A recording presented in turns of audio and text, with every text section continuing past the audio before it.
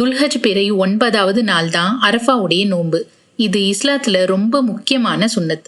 நபி ஸல்லல்லாஹு அலைஹி வஸல்லம் கிட்ட அரஃபா நாள் பத்தி கேட்கப்பட்டப்ப, அது கடந்து போன ஒரு ஆண்டின் பாவங்களையும் வரவிருக்கும் ஒரு ஆண்டின் பாவங்களையும் அழித்து விடும்னு நபி சொன்னாங்க.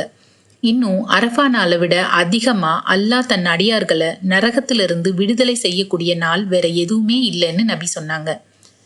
இவ்வளவு சிறப்பு மிக்க இந்த நாள்ல நோன்பு வச்சு அதிகமா துவா செய்யணும்.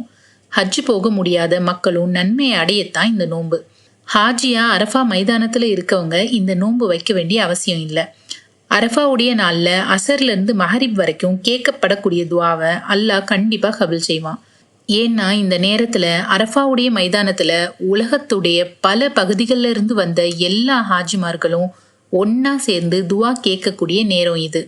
துவா ஏற்கப்படக்கூடிய இந்த நேரத்தை சரியான முறையில பயன்படுத்தி ரொம்ப முக்கியமான கண்ணியமான இம்மை மறுமை வாழ்வுக்கான மிக சிறந்த துவாக்களை அல்லாவிடத்துல கேட்டு பெறக்கூடிய மக்களாக மாறுவோம் இன்ஷா அல்லாஹ். துல்ஹஜுடைய இந்த 10 நாட்கள்லையும் அதிகமா அமல்களை செஞ்சு மிக சிறந்த நன்மையை அடையக்கூடிய மக்களாக அல்லாஹ் நம் அனைவரையும் மாற்றுவானாக. ஆமீன்.